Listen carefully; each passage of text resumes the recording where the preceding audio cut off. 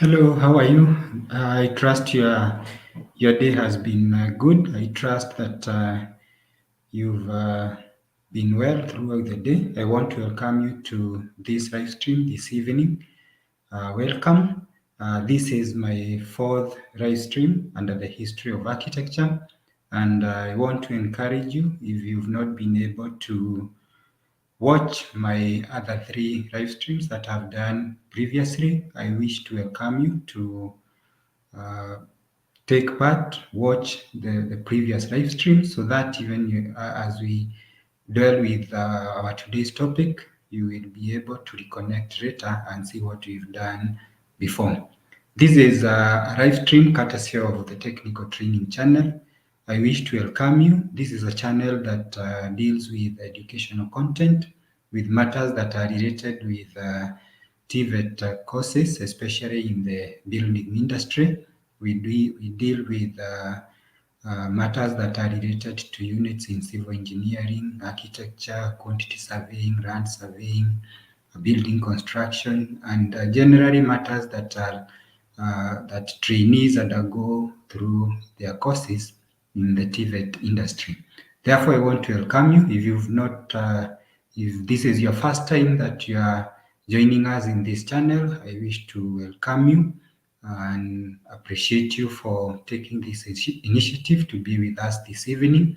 If you are not our subscriber, kindly we wish to request you that be with us in this live stream. And if you like it, kindly support us by subscribing, also sharing and commenting on our content, and more especially in this live stream where we'll be discussing two major topics in the history of architecture. That is Romanesque architecture and Renaissance architecture. Therefore, before we start, in case of any question, in case of any comment, kindly post it in the comment section so that we address it as we move on and before we wind up this session. Therefore, as I said, we'll be discussing two major important topics in history of architecture, where we'll be looking at Romanesque architecture, and then we'll move and look at Renaissance architecture. Therefore, let me just connect my screen so that you are able to see the slides as we discuss them, as we discuss the content for today's topic, so that we flow together, so that we continue together.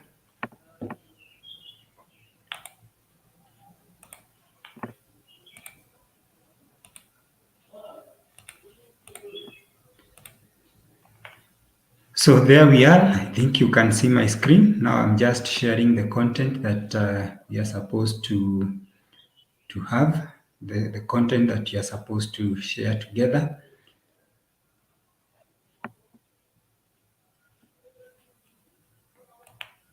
Just a minute.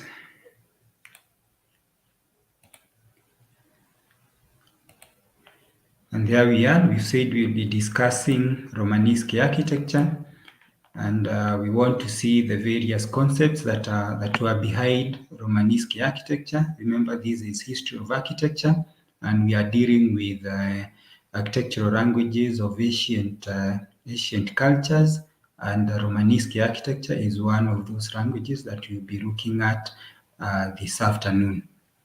Therefore, as introductory bit, we look at a number of concepts that are related with Romanesque architecture, and we'll be able to see even the major characteristics that define Romanesque architecture. So we are saying that Romanesque architecture is an architectural style of medieval Europe that characterized by semicircular arches and evolving into Gothic, and that was characterized by pointed arches. Yesterday we did look at Gothic style of architecture, and we are saying now Romanesque is an architectural style of medieval Europe. When you talk of medieval Europe, you are basically talking of architecture that was conceived or that was created during the Middle Ages, which encompasses civic, ecclesiastical, and military structures. So civic, when you talk of civic buildings are basically public building. Ecclesiastical buildings are those that are inclined to religions, and of course we are again saying or talking about military structures. Then we are also noting that it is the first pan-European architectural style since Imperial Roman architecture, and actually the Romanesque style in England is more traditionally referred to as Norman architecture. Again, we are also saying that combining features of Western Roman and Byzantine buildings, Romanesque architecture is known by its massive quality, its thick walls, round arches, sturdy piers, groin vaults, large towers, and decorative arcading. These are like a sneak preview of the major characteristics of Romanesque architecture, because you are saying it's basically defined by its massive quality, thick walls, round arches, sturdy piers, groin vaults, towers, decorative arcadings, and we will see this as we move on, so that we are able to appreciate this architectural language of that ancient time. We are also noting that each building has clearly defined forms, and they are frequently of very regular symmetrical plan, so that the overall appearance is one of simplicity when compared to Gothic building that were to follow. So as I said yesterday, we did look at Gothic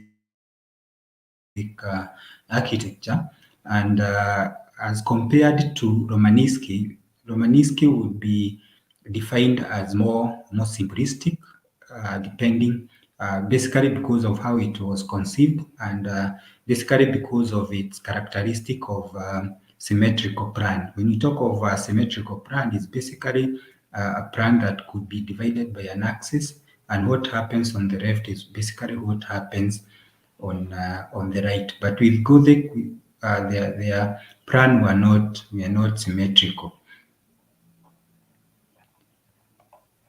Then we are also noting that the style can be identified right across Europe despite regional characteristics and different materials.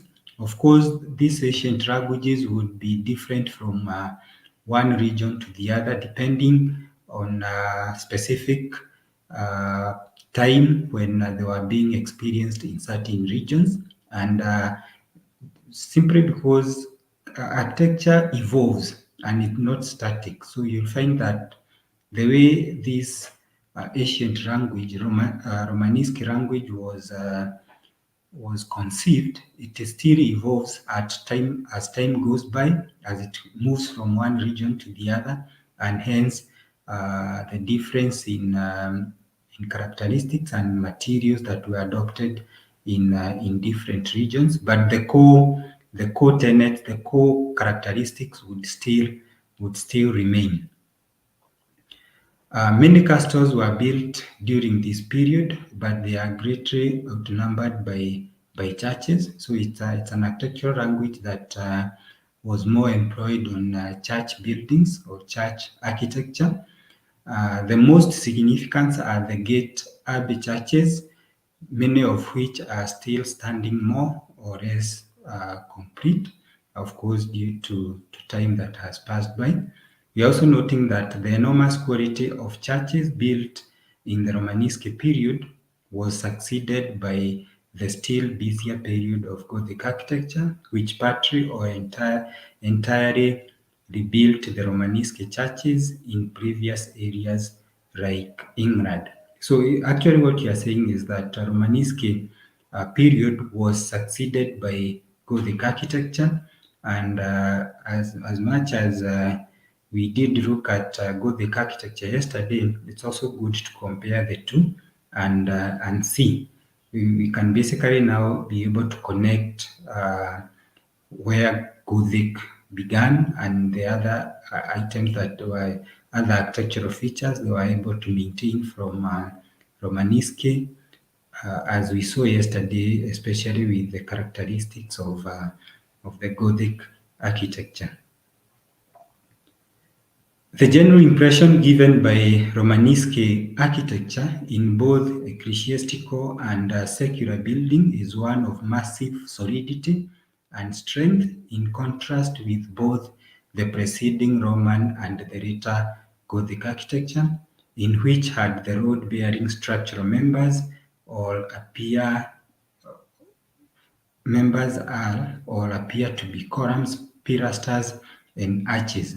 So, with the Gothic architecture, as we saw yesterday, the columns, the pilasters, the buttresses would appear to be the structural members, but Romanesque architecture is identifying itself due to its massive solidity, strength, and strength, of course, in contrast with the previous Roman and, of course, the later Gothic architecture.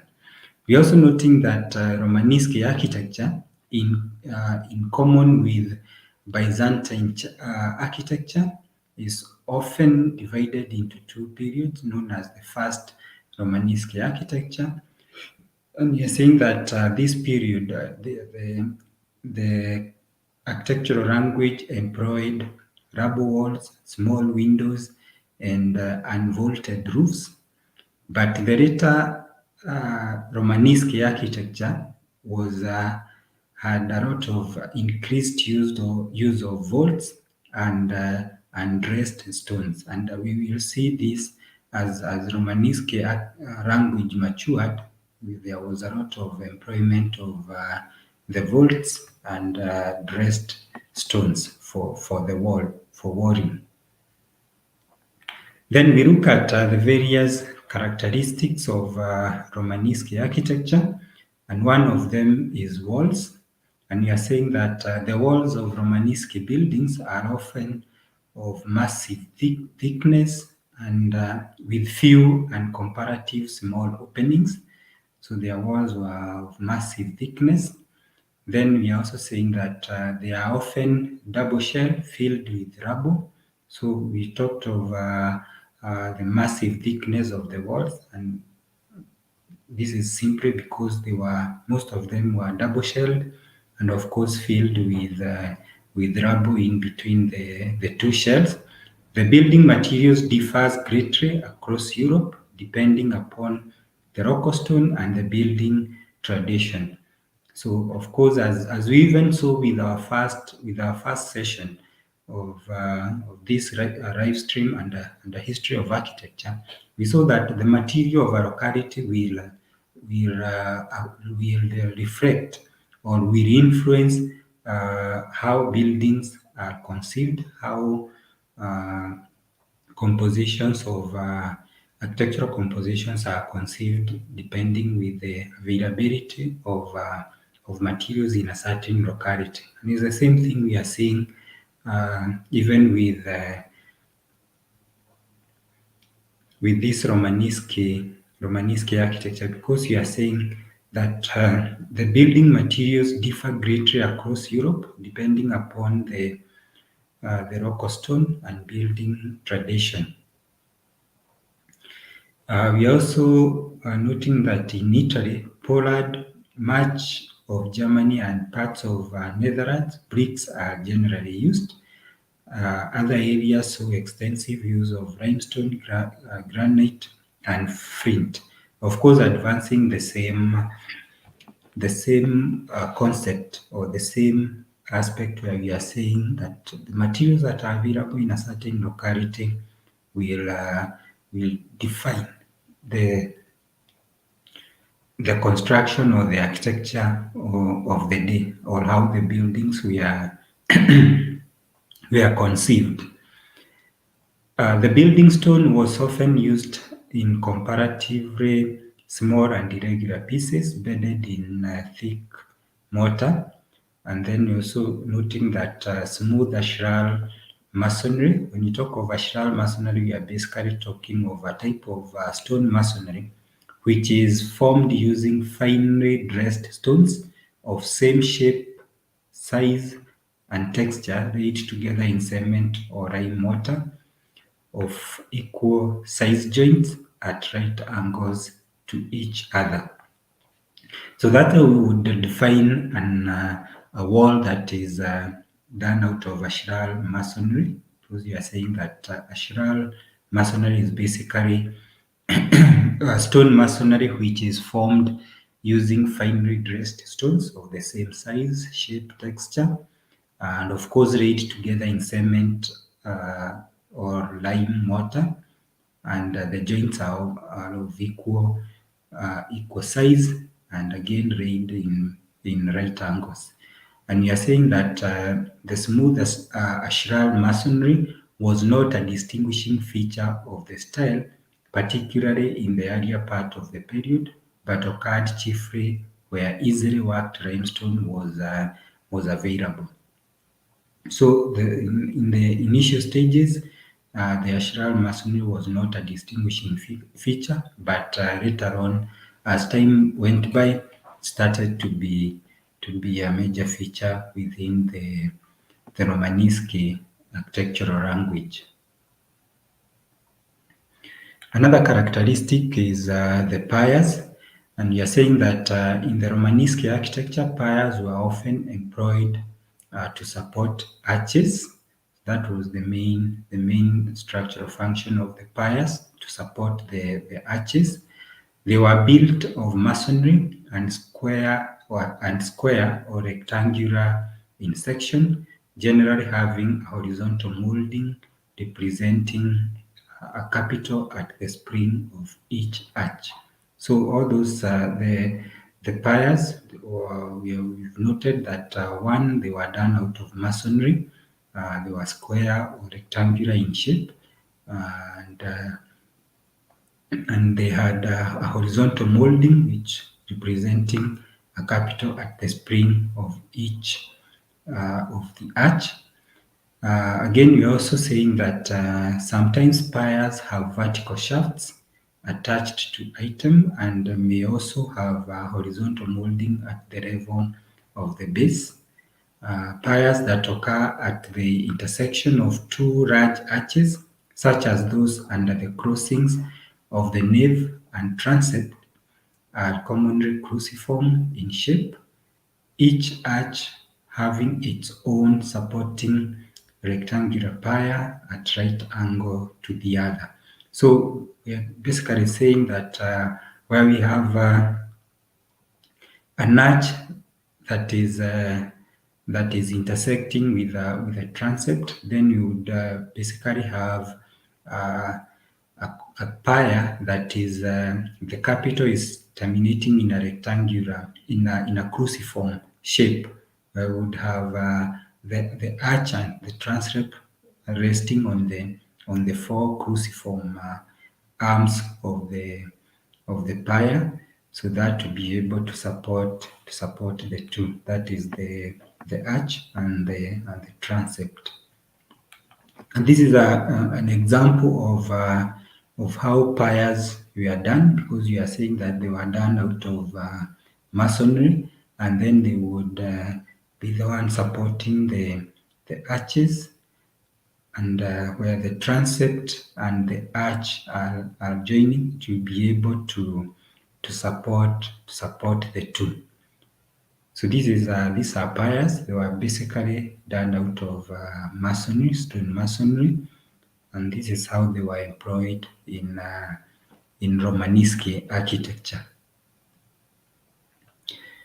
Then the other characteristic is the columns. Remember, piers we said were done out of masonry, but now we have the columns, and then we can see what the columns were done and how they were conceived uh, in this architectural language. We are saying that Columns are an important structural feature of Romanesque architecture. Monolithic columns cut from a single piece of stone were frequently used in Italy, as they had been in Roman and early Christian churches. So we are seeing now the instead of joining a number of stones to form a pier, now we have the columns which were measured cut from a single piece of stone, and we are saying that this was a common practice even in the early Roman and the early Christian architecture. They were also used particularly in Germany where they were alternated between more massive piers. And maybe as we move on, we will see how these piers and the columns complemented each other. Arcades of column cut from single piece uh, are also common in structures that do not bear massive weights of masonry, where they are sometimes paired. So arcades of columns cut from inside pieces are also common in structure and do not bear massive weight of masonry, where they are sometimes paired. Then we had various types of columns that were utilized in this civilization, and one of them is what you are calling the salvaged columns. And you're saying in Italy during this period, a great number of antique Roman columns were salvaged and reused in the interiors and on the porticos of the churches. So salvaged column, you're basically referring to those columns that are salvaged from other construction work, other buildings, and then they are utilized in new designs. We're also noting that the most durable of these columns are of marble and have the stone horizontally bended. Again, we are saying that the majority are vertically bended and sometimes of variety of color. They may have retained the original Roman capital, generally of the Corinthian and Roman composite style. We saw the Roman or the Corinthian order. We also saw uh, the other classical columns that were there, but most of these, as they were salvaged, we are saying that they also retained their original Roman capital or the capital, the topmost of the columns, the decoration at at the top of the column, that part which you are referring to as the capital, still maintained the original form. Some buildings like the atrium of San Clement in Rome may have an odd assortment of columns in which large capitals are placed on short columns and small capitals are placed on taller columns to even the height. So this again is another feature within this temple where we are seeing that a number of columns are employed, and we are seeing that the short columns would have uh, would have large capitals, and then the large or the taller columns would have short or smaller capitals just to complement each other to be able to achieve the same height. Another column that was utilized in this architectural language, that is Romanesque, is the drum columns, and we are saying that in most part of Europe, Romanesque columns were massive as they supported thick upper walls with small windows and sometimes heavy vaults. The most common method of construction was to build them in stone cylinders called drums, as in the Spire's cathedral. So the columns or the drum columns were conceived from cutting stones in cylinder form, and that's when they acquired. That's why they acquired the name drum column. And we are saying that they were mostly employed uh, to support the thick upper walls with small windows and sometimes heavy vaults. Then we also have the hollow columns, which we are saying that where really massive columns were called for, such as those at Durham Cathedral. They were constructed of ashlar masonry, and the hollow core was filled with rubble. So the hollow core columns, we are seeing that they were conceived from ashlar masonry, and then the hollow core would again be filled with rubble, and again that's another type of column that was employed during this architectural language.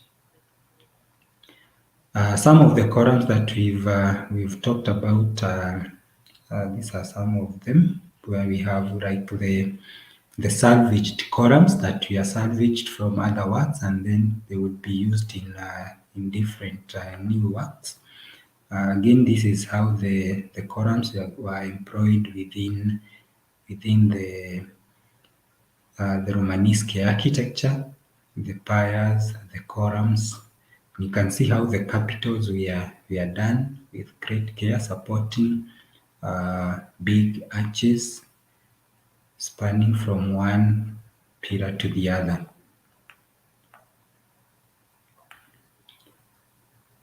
Then the other characteristic is capital, and we are saying that the Corinthian style provided the inspiration for mainly Romanesque capitals, and the accuracy in which they were carved depended very much on the availability of original models, those in Italian churches such as Pisa Cathedral and the southern France being much closer to the classical than those in England. So this we are basically talking how the capitals of the various concept of the various columns and piers were conceived and how the details were done.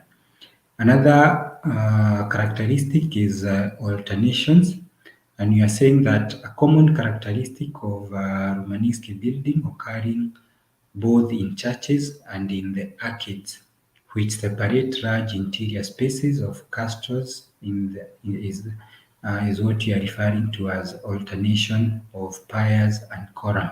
So actually when you talk of alternation, we are basically talking of alternating columns and piers to be able to achieve aesthetics within the building.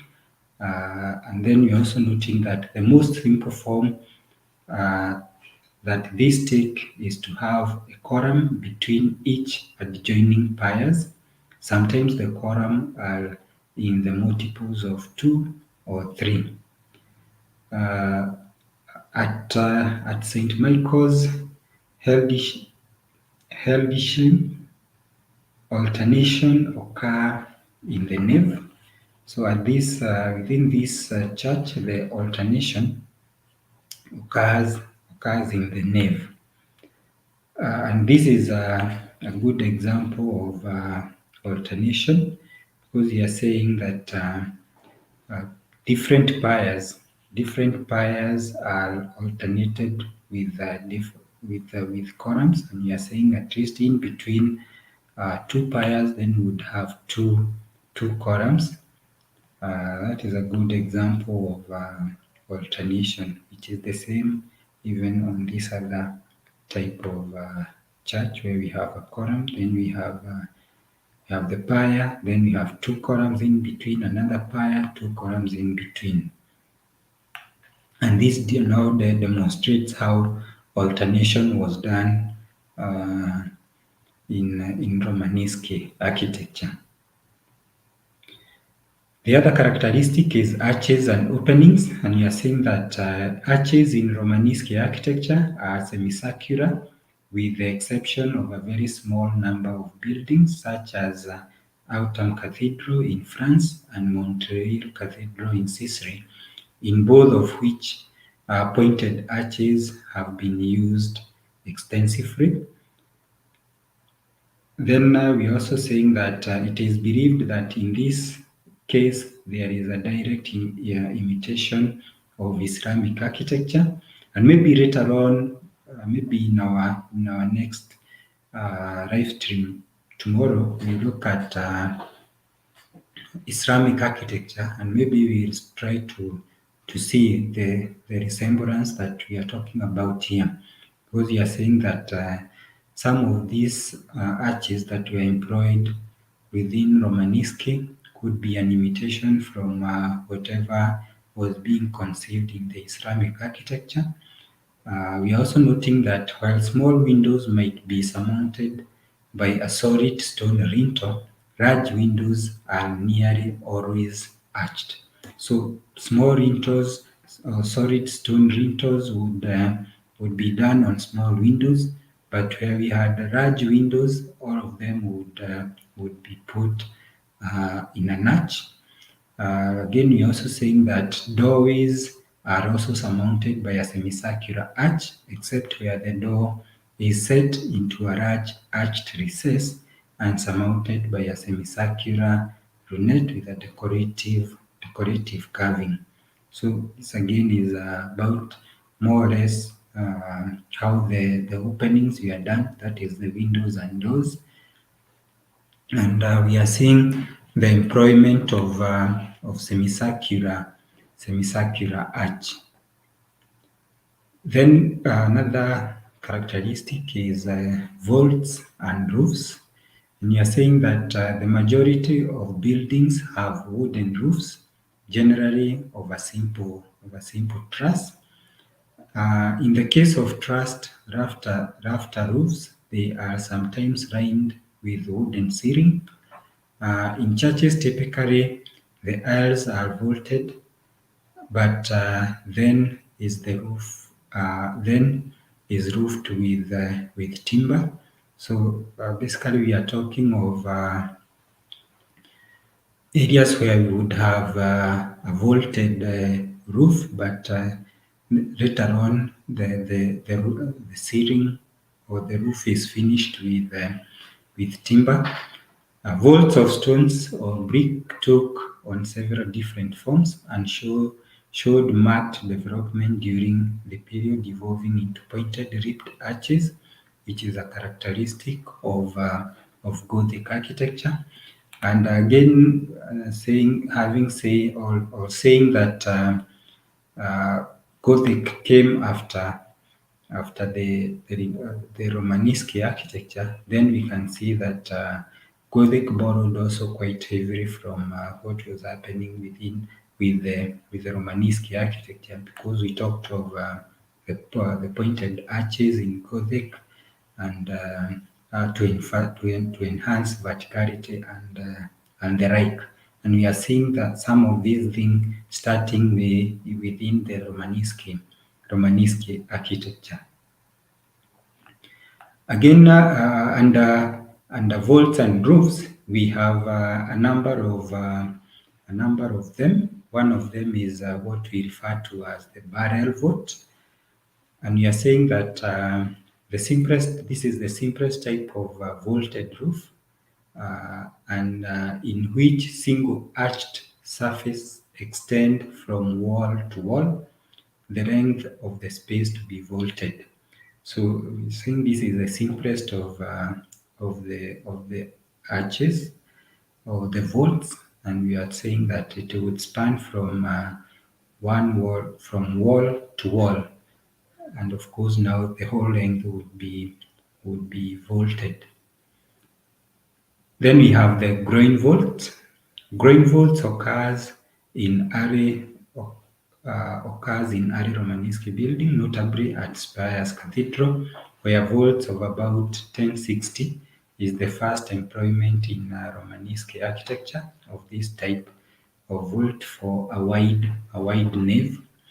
Again, we are saying in later buildings employing ribbed vaulting groins, vaults are more frequently used for the less visible and smaller vaults, particularly in crypts and aisles.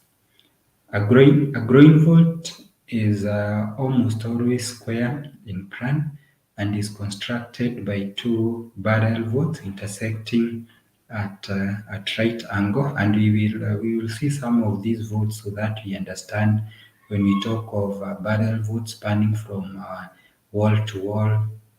The groin vault may be taking the form of a square plan constructed by two barrel vaults intersecting at right angles. We'll be able to look at them and see the difference. Again, we are saying that unlike a ribbed vault, the groin vault is a structural member. So a groin vault is used structurally to ensure that the roofs are strong and the concrete or the concrete work is able to hold, especially when spanning from one pier to the other or from one column to the other.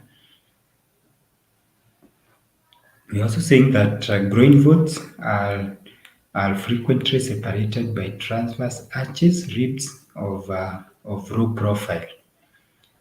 Then we also have ribbed vaults, and we are saying that ribbed vault not only are there ribs spanning the vaulted area transversely, but also vaulted base has diagonal ribs. So we are saying that the ribs are not only employed uh, transversely, but they are also put diagonally, and we'll also see a ribbed vault and see how the the ribs are appearing, how they are spanning from one end to the other transversely and also diagonally.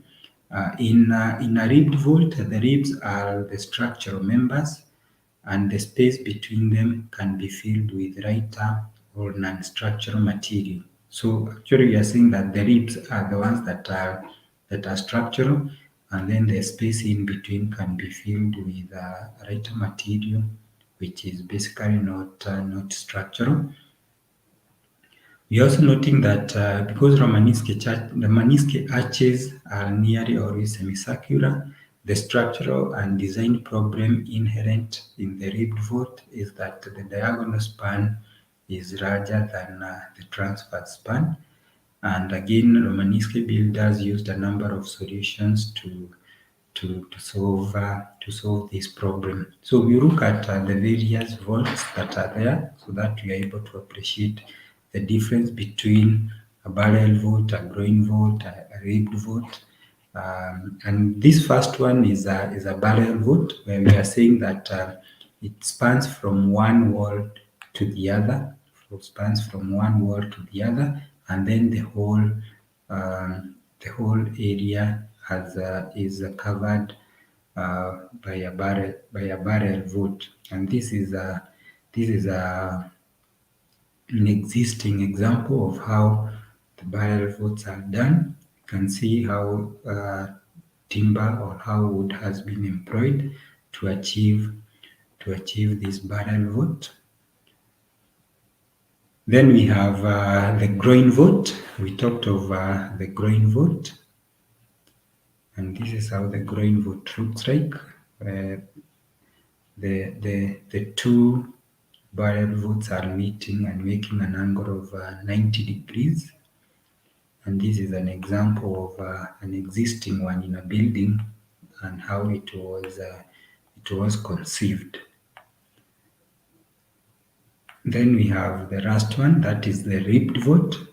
Again, we are saying that the ribbed vault, the ribs, which these are the ribs, are the ones that are structural members, and then in between a rib, you could use in the right material to infill in between the ribs. You can see how the ribs would crisscross. We are saying that they are not necessarily have to be at right angles.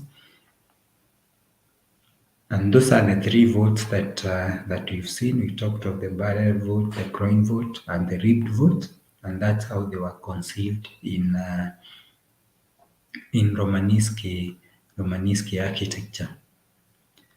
Then the eighth characteristic is the churches and cathedral facades and external decorations. And we are saying that in Romanesque churches, facade generally to the west end of the building were usually symmetrical and have a large central portal made significant by the molding or porch and are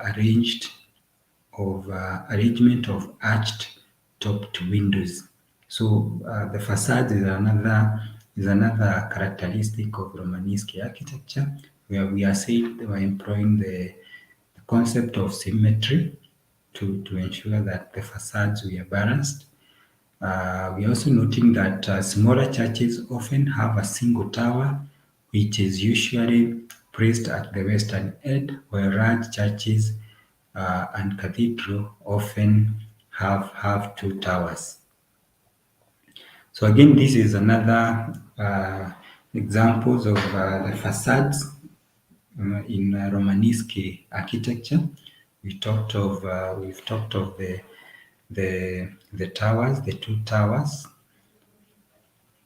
and we talked of the symmetry within the facade, where we have the facade almost divided into two through an axis, and what would happen to the left is basically what would be depicted to the right. And these are live examples of how Romanesque architecture was, how their facades were conceived. Then we have towers as another characteristic, and we are saying that towers were an important feature in Romanesque churches, and a great number of them are still standing.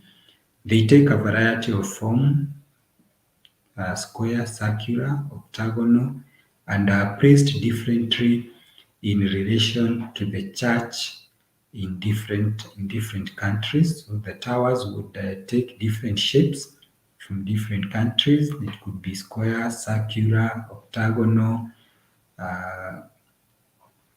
and then we also noted that there were major features in Romanesque architecture.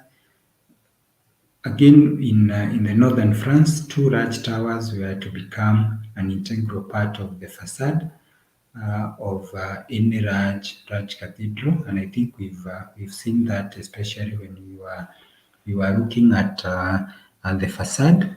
Again, in central and southern France, this is more variable, and large churches may have one tower or a central tower. Large churches in Spain and Portugal have two towers. So I think those are just variations as time went by, because we said architecture again is a little bit dynamic. Again, we are also saying many abbeys in France, such as that of Crane, had many towers of varied forms.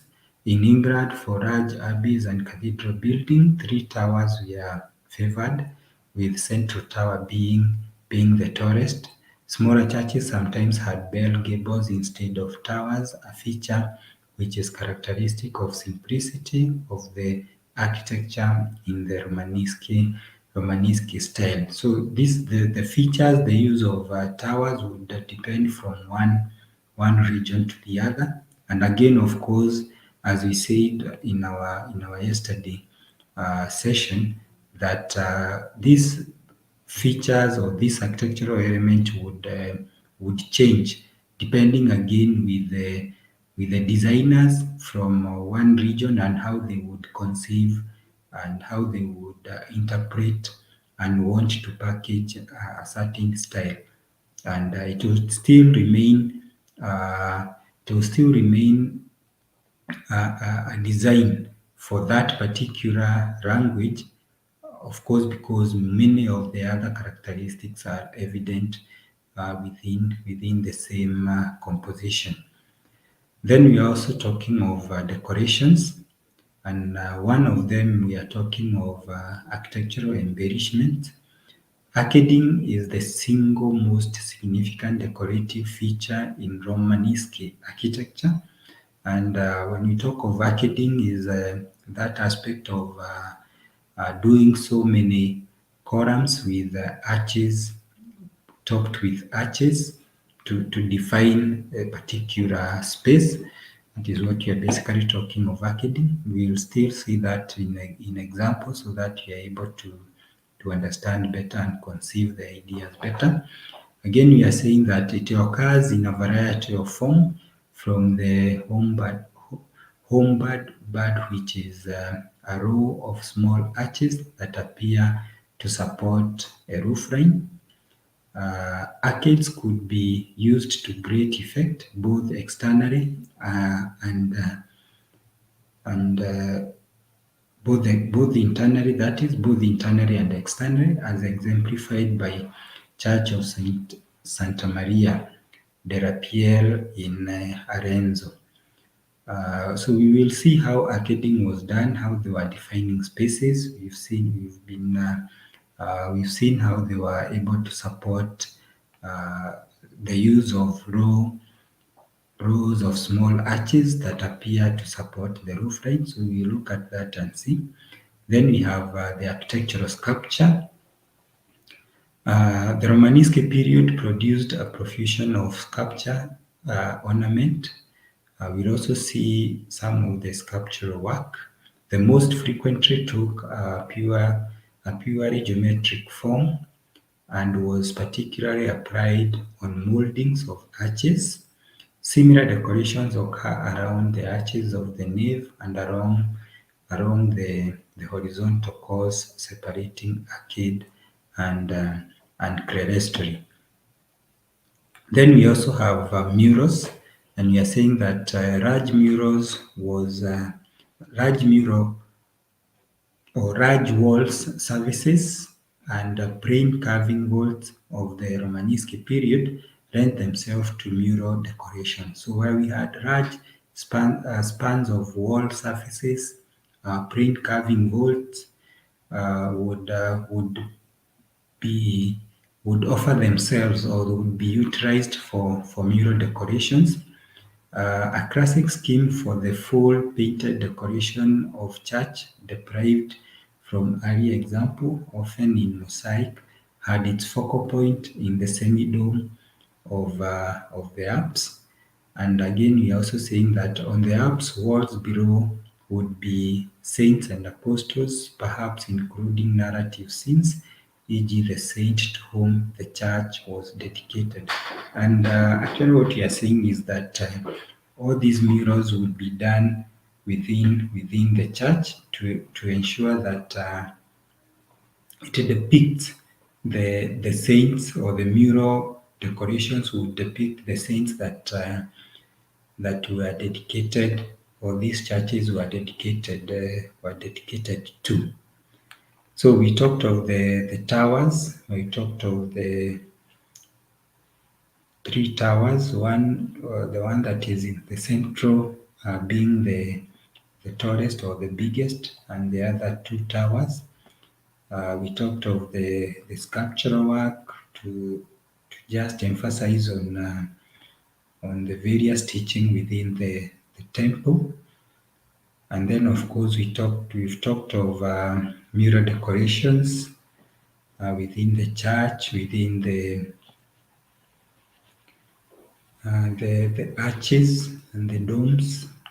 And basically this was again also to enhance the interior of the churches, to create sacredness of within the interior spaces of the churches. Again, we talked of the towers. Other churches, we talked of the three towers. We've seen that in Romanesque architecture. So that brings us to the end of Romanesque architecture. Again, as before we move to Renaissance architecture, in case you have any question as we move on, kindly post it in our comment section So that we'll respond to it before we even wind up. That is regarding Romanesque architecture. And again, now also invite you, if you are not one of our subscribers, we want to invite you at this particular time. You subscribe to support us. If you like our works, support us by subscribing, sharing with your friends, sharing with other TVET trainees, so that they also are able to benefit. Also comment, let us know areas that we can feature in future, and all other areas that we can improve on. Therefore, having said that, we will move on and look at Renaissance architecture. Then under Renaissance architecture, we are saying that this is architecture of the periods between the early 15th and 17th century that was experienced in different regions in Europe. It demonstrates a conscious revival and development of certain elements of the ancient Greek and Roman thoughts and material culture. So again, now we are seeing Renaissance trying to borrow on whatever was happening with the ancient Greeks and Roman, even in terms of material use. We're also saying that stylistically, Renaissance architecture followed Gothic architecture and was succeeded by Baroque architecture. I think we've looked at previously. We've looked at Baroque architecture. We've looked at Gothic architecture, and again we've seen Romanesque, and now we are discussing Renaissance architecture. And we are saying that this style is now again trying to borrow on what was happening with the Greeks and what was happening with the ancient Roman. We're also noting that developed first in Florence with Filippo Brunelleschi as one of the innovators of this style, and we are saying that it also spread later to other Italian cities. The style was carried to France, Germany, England, Russia, and other parts of Europe at different dates and with varying degrees of impact. Of course, a certain style, just as we saw earlier on, it will impact differently in different regions, depending again with the designers and the people who are coming up with the compositions, with the architectural compositions. The Renaissance style places emphasis on symmetry, proportion, geometry, and regularity of parts. So again, these are major characteristics within the Renaissance architecture. We are saying that it emphasizes on symmetry. This is a concept we've seen again in Romanesque. We talk of proportion, geometry, and regularity of parts. Orderly elements of column, pilasters, and lintels, as well as the use of semicircular arches, hemispherical, and niches replaced the more complex proportional systems and irregular profiles of medieval buildings. Again, we're also noting that Filippo is one of the designers of that time that is regarded as one of the cornerstone architects of the Renaissance period. We are saying that Filippo, with his emphasis, was majorly on structure, symmetry, rule of proportion, and mathematical order. Just as we've seen from the last point, where we are saying that they stressed much on symmetry, proportion, and regularity of parts, and that's where even mathematical order comes in, because when you talk of regularity of parts and elements, definitely mathematical order comes in. His first major accomplishment was was the brick dome of the Cathedral of Florence, in which he used pointed Gothic arches and Gothic ribs. So again, we are seeing borrowing of whatever Gothic had proposed or Gothic utilized, and it's being adopted by Filippo in his works and Renaissance architecture. He used a herringbone-shaped ribbed support that became popular in future domes, a classic Renaissance feature. We are also seeing that he designed the Church of San Lorenzo and San Spirito of Florence. These are examples of the churches that well define the Renaissance architecture. In each of these, his eye of symmetry, modular design, and attention to proportion set the tone for subsequent buildings in this era. So, with the Renaissance, these are very pertinent characteristics when you talk of symmetry, modular design, and attention to proportion. So then you're also saying that Leon Battista Alberti, another architect and author, defined many of the architectural principles that belong to Renaissance style, especially in his book known as Dera Edificatoria. He wrote a lot about Renaissance architecture and the principles of architecture, especially with respect to Renaissance style. He also saying that he designed the church of Saint Andrea of Mantua using a grad archway, a signature portico, and many measured archways and windows, all arranged with precise order and symmetry.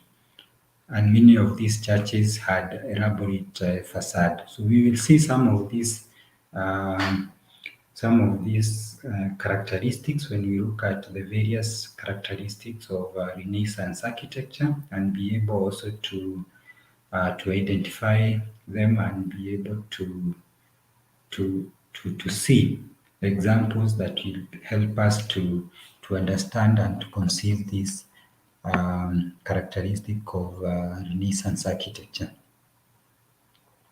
So various notable features of buildings of Renaissance architecture. One of them, we are saying they employed square nave bays.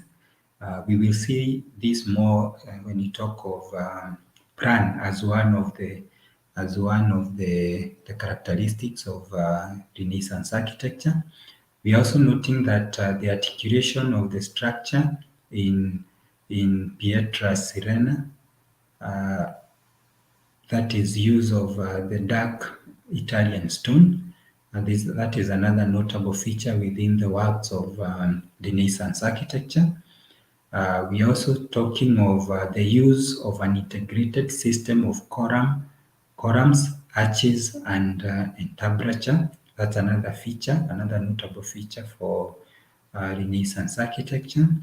Again, we are also talking of a clear relationship between columns and pilasters. The latter meant to be read as a type of embedment pier. So we will look at even what is the difference between a column and a pilaster as we look at the various characteristics.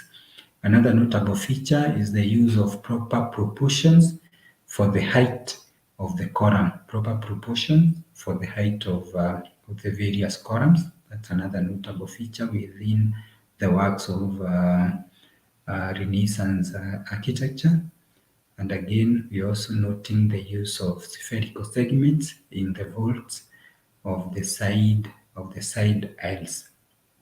How the spherical segments in the vaults that were used with the side aisles is also another notable feature for Renaissance architecture. So then when we talk of the various characteristics of Renaissance architecture, one of them is the plan. And we are saying that the plan of Renaissance architecture, Renaissance building that is, have a square symmetrical appearance in which proportions are usually based on a module. So the plan or how the designs were conceived, we are talking of them having a square symmetrical appearance in which proportions are usually based on a module. We're also saying that within a church, the module is often the width of an aisle. So we'll see this in a sample plan for Renaissance churches. Then we're also noting that the need to integrate the design of the plan with the facade was introduced as an issue of the work of Filippo, but he was never able to carry this aspect of his work into fruition. Again, we are saying that the first building to demonstrate this was St. Andrea of Mantua by Alberti, and it was just as an advancement of whatever Filippo believed in.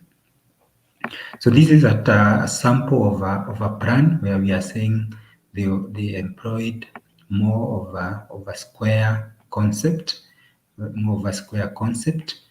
we are saying that it was based on modules. So you can see at different modules making a square within the larger square, different modules making square within the larger square. And again, we are saying that we've talked of within the church, the module is often the width of an aisle. So the module is the width of an aisle. You can see the width here is related to the module. And this is a plan for a Renaissance church, and that becomes one of the characteristic of Renaissance architecture. Then we have the facade, and we are saying that facades are symmetrical around the vertical axis. Facades are symmetrical around the vertical axis, and this is very important because we are saying that whatever is happening, if we were to divide the facade into two, then whatever happens to the left is basically what is depicted on the right hand side. We are also noting that the church facades are generally surmounted by a pediment and organized in a system of pilasters, arches, and entablatures. We will see this when we look at a sample facade of a church that was done in Romanesque architecture. We are also talking of the columns and windows show progression towards the center. So the way the columns, the way the windows were done within the facade, they will try to direct you to the center of the facade. One of the true Renaissance facade was the Cathedral of Pienza, that is 1459 to 62, which has been attributed to the Florence architecture Bernardo Gabarelli with Alberti. So we are seeing Alberti again featured in the works of Renaissance architecture, because we are saying that perhaps he had the bigger responsibility in its design as well. So this is before we look at a sample facade, we are also noting that domestic buildings are often surmounted by a cornice. There is a regular repetition of openings on each floor, and the centrally placed door is marked by a feature such as a balcony. So this is a definition of Renaissance architecture, especially with the domestic and maybe even with the secular buildings. If a building were of several floors, the uppermost floor usually had small square windows representing the minor mezzanine floor of the original Renaissance design. So maybe with that we can look at a sample facade for a Renaissance architecture, and we can see how the windows, how the columns are done, just trying to direct you to the central part of the building. We talked of symmetry. If we were to divide this into two, then basically what is on the left is basically what is on the right, and that is more so with the concept of symmetry. Then the other characteristic is columns and pilasters. We are saying that the Roman orders of columns are used: the Tuscan, the Doric, Corinthian, and Composite. These are the major classical columns that we are talking about. Remember, we talked of Renaissance as a style that tried to bring back whatever was experienced with the Greeks and the Romans, and so this is one of the areas that we are seeing Renaissance borrowing heavily from Greek and the Romans.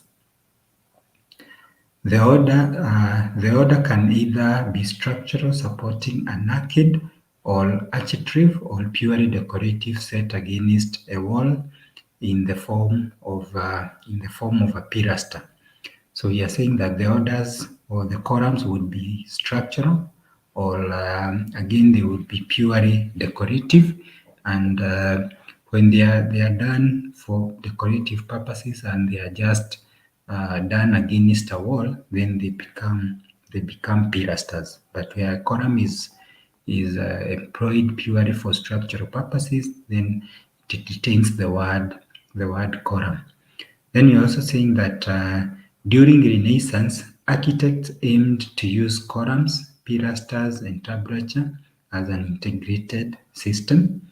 And one of the first buildings to use pilasters as an integrated system was the old sacristy, 1421 to 1440 by Brunelleschi. So that is one of the buildings that majorly utilized pilasters as an integrated system. So these are examples of how columns and pilasters were employed within the Renaissance architecture. And we are saying that where the column is freely standing, it becomes a structural member of the composition or of the building. But when used as a decorative feature and done against a wall for aesthetic purposes, for decorative purpose only, then it becomes a pilaster. It becomes a pilaster. So you can see this form of pilasters. They are not structural. They are just for aesthetical purposes. But again, now a column would just be defined and utilized for structural purposes. Then the other characteristic is the arches, and we are saying that arches are semicircular or segmental. They are often used in arcades, supported on piers on columns with capitals. There may be a section of entablature. There may be a section of entablature between the capital and the springing of the arch. Again, you are noting that Albert was one of the first to use the arch as a monumental scale at the Church of Saint Andrea of Mantua. So again, we'll also see the churches. We'll see how they were done, the semicircular aspect. You're talking of arcades supported on piers, columns with capitals. We're talking of an entablature in between the springing of the arch and the capital. And maybe as we look at some of these examples, we'll be able to identify those characteristics that are attached to the arches. Another characteristic is the vaults. Again, we are saying that vaults for the Renaissance architecture do not have ribs. I think ribs have been quite employed within the within the Romanesque architecture, as we saw, and they were even done for structural purposes. But for the Renaissance architecture, we are saying that the ribs are not there. They are semicircular or segmental and on a square plan, unlike the Gothic vaults, which are frequently rectangular. So for Renaissance, they are employing either semicircular or segmental and or on a square plan. The barrel vaults is returned to architectural vocabulary at St. Andrea of Mantua. So again, St. Andrea of Mantua, we are seeing the utilization of the barrel vault. So these are arches and how they were employed within the temple architecture, within the Renaissance architecture. We've talked of arcading and the semicircular arches. We talked of the column and entablature in between the capital and the column. So we would have an entablature at that particular point. And that's how arches were conceived. They are basically some of the examples that would define how arches were done or were conceived in this Renaissance architectural language. Then we talk of dome as another characteristic, and then we are saying that the dome is frequently both as a very large structural feature that is visible from the exterior and are also as a means of roofing smaller spaces where they are only visible internally. Again, dome has been only rarely in the Middle Ages, but the success of the dome in Filippo's design for the Basilica of Santa Maria del Fiore and its use in Bramante's plan for St. Peter's Basilica, 1506 in Rome. And we will be able to see the domes that are as applied within the Renaissance architecture. We've noted it was also used to roof as a roofing element for smaller spaces. And this is one of the dome that was employed within this architectural language. And we can see even from internally how the dome would appear and how even it would emit light to the interior part of the temple, just to enhance the sacredness of the interior of the temple. Then another characteristic is ceiling, and we are saying that roofs are fitted with flat or coffered ceiling or coffered ceilings. They are not left open as in medieval architecture, and they are frequently painted and decorated. So I think we'll see those features with an example of how ceilings were done within the Renaissance. Again, another feature is the doors, and we are seeing that the doors usually have square lintels. They may be set within an arch or surmounted by a triangular or a segmental pediment. Openings that do not have doors are usually arched and frequently have large or decorative keystones. Again, we will see this. We will be able to see how the doors were done, how the ceilings were done. And we can see that from this representation here, and we can see the coffered ceiling, the semicircular ceiling, and how it was finished. Again, we can see the door that we've talked about and how they were conceived within the Renaissance architecture. So then the other aspect or the other characteristic that we could talk of in Renaissance architecture is the way they conceive their windows. And we are saying that windows may be paired and set within a semicircular arch.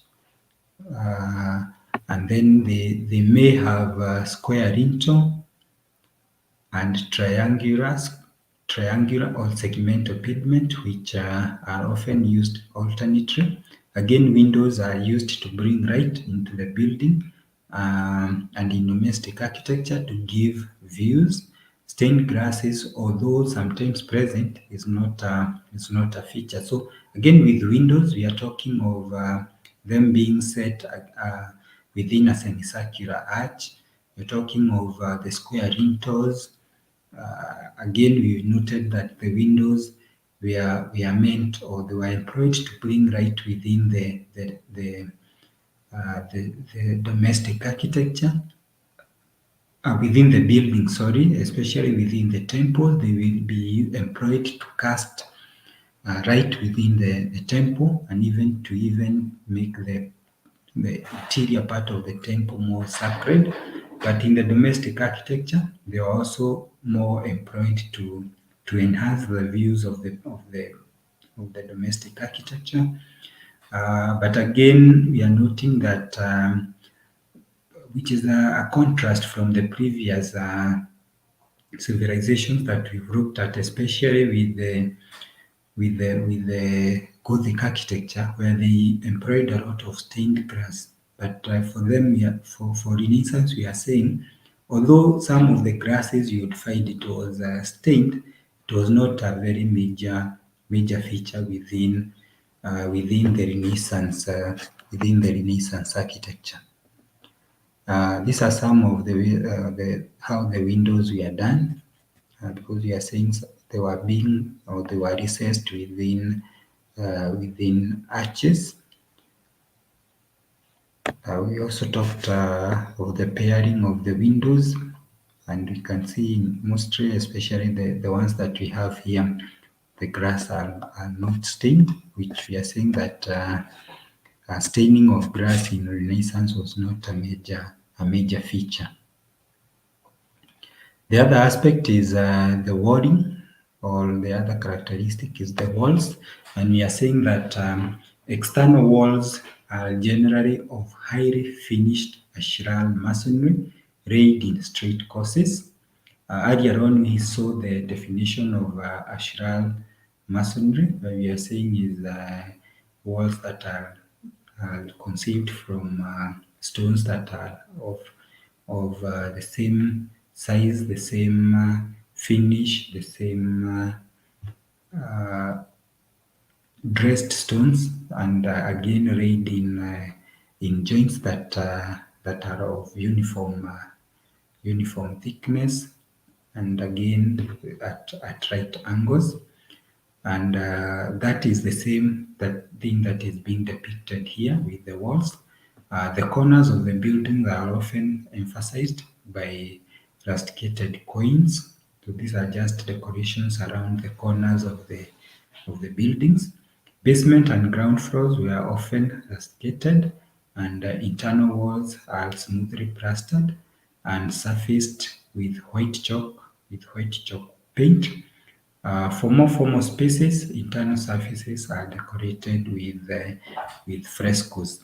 Maybe you can see some of how the wallings within the Renaissance architecture was conceived. You can see we are talking of ashlar masonry, stones that were of the same size, the same thickness, laid in joints that were almost uniform, and again laid in 90 degrees. So that is walling as a characteristic of Renaissance architecture. Then rastry, maybe rastry, but not the least. We are talking of the details. And when you talk of details, we are talking of the moldings and all decorative details were carved with a lot of precision within the Renaissance architecture. And I think this is a concept that, or is a feature that we've seen, especially with the major other characteristics that we've talked about: the windows, the columns, the pilasters, the doors, all of them, the wording. We've seen a lot of precision on how the details were being, or the attention that was given to the details. We're also noting that studying and mastering the details of the ancient Roman was one of the important aspects of Renaissance theory. So again, we talked of the architects of Renaissance architectural language, borrowing heavily from the Romans and the Greeks, and this is another area that is being brought out, especially with the attention to details, just as we saw from both the Greek and the Roman. The different orders each require different sets of details, simply because when you talk of the Tuscan, the composite, the Doric, the Ionic, they all require different details, and they had to be depicted in each set of order or each column. Again, we are noting that some architects were stricter in their use of classical details than others, but there was also a good deal of innovation in solving problems, especially at corners. Molding stand out around doors, windows, rather than being recessed as in Gothic architecture. So detailing for the Renaissance architecture, I think, was very, very important, and it becomes a key characteristic that defines Renaissance architecture. So having said that, we've been able to look at a number of things today. We started with the Romanesque architecture. We looked at uh, various concepts, various points that define Romanesque architecture. We also looked at various and quite a number of various characteristics that define Romanesque architecture, and of course now we've looked at the Renaissance architecture. We've seen how it compares with the other architectural languages of ancient Egypt. And of course, we've winded up by looking at the various characteristics that define the Renaissance architecture. Otherwise, at this particular point, I want to thank you for staying tuned. I want to thank you for being with me in this live stream. Again, as I had indicated earlier, if you have any question, if you have any comment to make with regard to the presentation of the day to this live session, kindly post it in our comment section, and I will be able to respond in due time. Simply because we also need to know how the live stream has gone on. We'll be glad to know that you are there with us. Again, if just as I mentioned earlier on when we are starting, if you've not been able to watch our previous live stream sessions, we've done 3 already. Now this is our 4th one. We'll be doing another one tomorrow, the same time. We want to welcome you to be with us tomorrow. Watch those the ones that we've already done from our live section, and even we also have more content on our playlist. You could still watch it, share it with your friends, let them also get the knowledge. And for us, we are really grateful for your support so far. All those our subscribers, we are glad that you've continued to be with us, and we pray to God that He also blesses you in your endeavors. Otherwise, I want to thank you very much. But again, if you are not one of my subscriber, I welcome you to subscribe so that anytime we release a new tutorial, you will be the first one to know. Thank you. God bless you, and have a good night.